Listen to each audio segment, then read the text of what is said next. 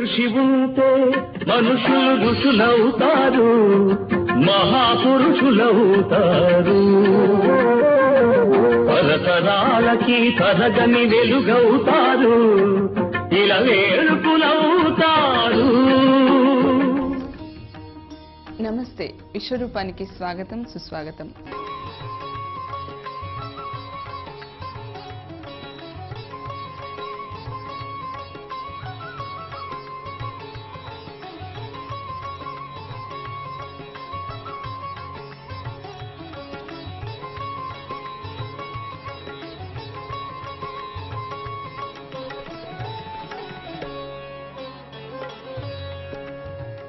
ఎన్టీఆర్ గారి ఒక్కొక్క సాంఘిక చిత్రం గురించి మనం చర్చించుకుంటూ ఉన్నాం. ఈ వారం దాగుడు మూతల గురించి మాట్లాడుకుందాం. నమస్తే మేడం. నమస్తే.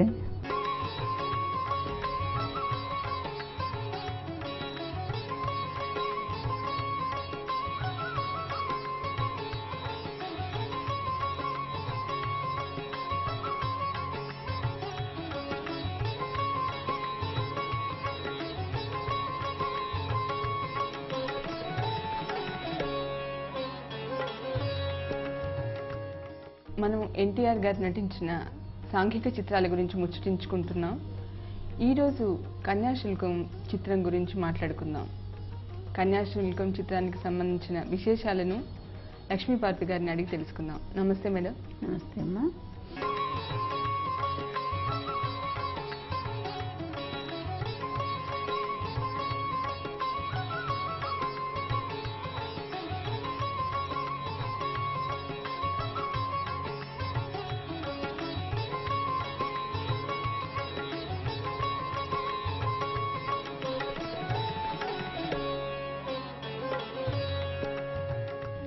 నైన్టీన్ 1964లో రిలీజ్ అయిన దాగుడు మూతల గురించి ఏం చెప్తారు? 1964 దాగుడు మూతల చిత్రం. ఇది చాలా గొప్ప చిత్రంగా ప్రజల మన్ననలు అందుకుంది. ఎందుకంటే ఆదుర్తి సుబ్బారావు గారు బస్సు ఇదే మొట్టమొదటిసారి అనుకుంటాను ఎన్టీఆర్ గారికి ఈ చిత్రాన్ని కాంబినేషన్, వాళ్ళిద్దరు కాంబినేషన్లో వచ్చిన మొదటి చిత్రంగా చెప్పుకోవాలి.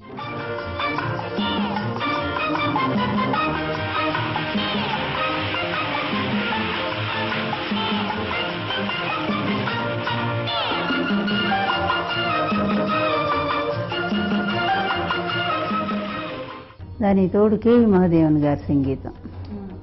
దాంతో పిక్చరు మంచి పాటలు, ప్రతి పాట హిట్ అవటంతో కథ కంటే కూడా ఇది మ్యూజిక్ హిట్గా కూడా ఈ చిత్రాన్ని చెప్పుకోవచ్చు. తర్వాత మాటలు, మొన్ననే చనిపోయారు ముళ్ళపూడి వెంకటరమణ గారు, రక్త సంబంధం ఒకటి చెప్పుకున్నాం కదా 1962లో. మళ్ళీ ఇప్పుడు ఈ చిత్రానికి కూడా వారి కథే, వారి కథ, మాటలు వారి ముళ్ళపూడి గారు. రాజు ఏమిట్రా ఇది బాకీ మొక్కుబడి చుట్లా పెంచేస్తున్నా? అబ్బే ఇది మరేమో పాత బాకీ ఆర్నాలు కలిపి మొత్తం. రాజు గాత్రంలో నిన్ను మించిన వాడు లేడు రా గంధర్వగానం. ఉండవయ్యా పంతులు, పాడే మహారాజు పాడుతున్నాడు, వినే మహారాజు వింటున్నాడు. మయ్యాన నీకెందుకయ్యా గొడవ? ఉందయ్యా మనది ఆర్నాలు. తినండి నాయన, మీరు అంతేలా అప్పనంగా తినండి. వాడేమో పాపం. సిద్ధార్థి గారు, మా అయ్య ఏం చెప్పాడో తెలుసా?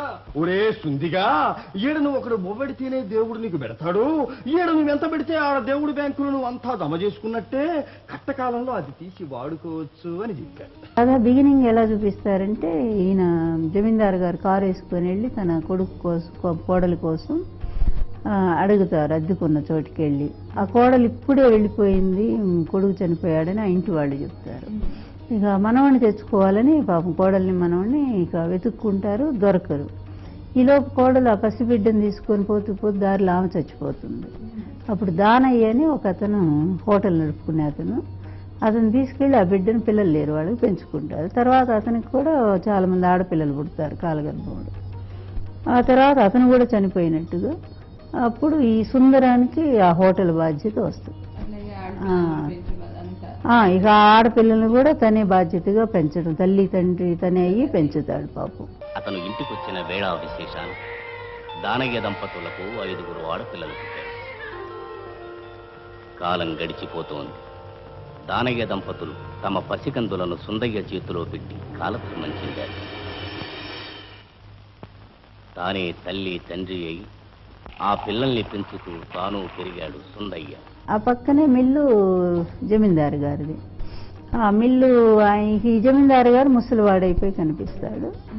ఇంకా మనవడి కోసమే వెతుకుతూనే ఉంటాడు. ఇంత ఆస్తుంది మనం ఈలోపు రాబందుల్లాగా ఇంట్లో బంధువులంతా చేరతారు. పాపాయమ్మ అని, సూర్యకాంతం, రమణారెడ్డి, ఆ రమణారెడ్డికి ఒక కూతురు, ఈ సూర్యకాంతానికి ఒక కొడుకు. తర్వాత వీళ్ళంతా ఆస్తి కోసం ఇక మామూలే ఇంట్లో పంది కుక్కుల్లా జరపడుతూ ఉంటారు వీళ్ళు. ఈయన మాత్రం పాపం జమీందారు ఎప్పటికప్పుడు తనకు మనముడు దొరుకుతాడేమో అని ఆశగా ఎదురు చూస్తుంటాడు. ఇక ఈ మొత్తం ఫ్యాక్టరీ వ్యవహారాలన్నీ కూడా అతను రమణారెడ్డి చూస్తూ ఉంటాడు.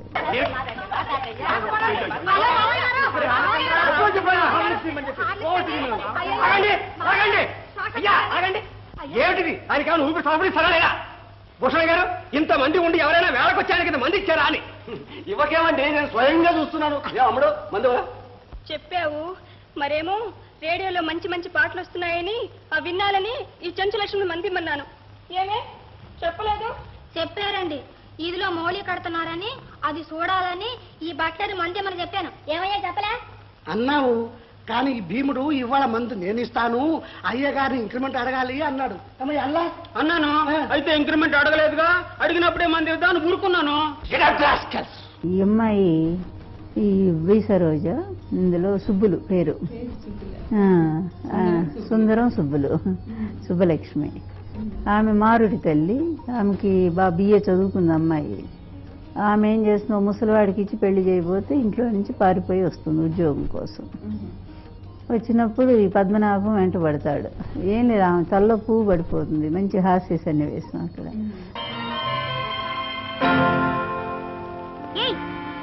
నీకు బుద్ధి లేదు? అబ్బే లేదండి.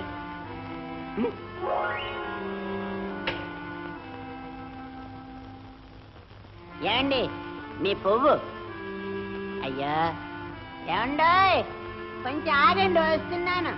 ఏమండి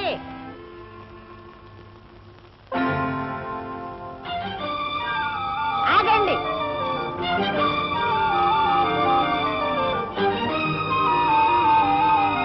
ఏమండి ఏమండి ఏమండి ఏమండో, మిమ్మల్ని.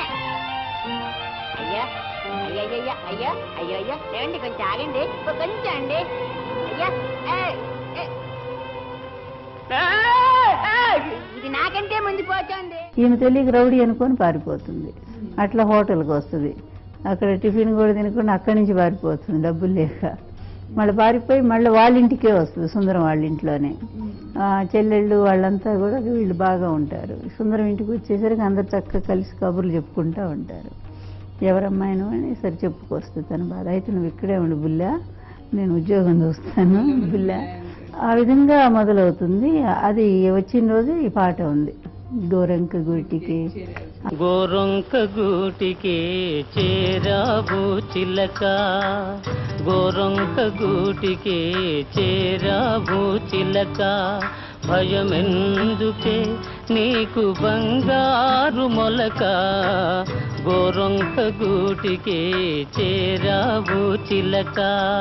ఇక అమ్మాయి ఆ ఇంట్లోనే ఉంటుంది, ఉద్యోగ ప్రయత్నం చేస్తుంది. మళ్ళీ ఈ జమీందారు గారి దగ్గరే పర్సనల్ పిఏగా ఉద్యోగం సంపాదిస్తుంది అమ్మాయి.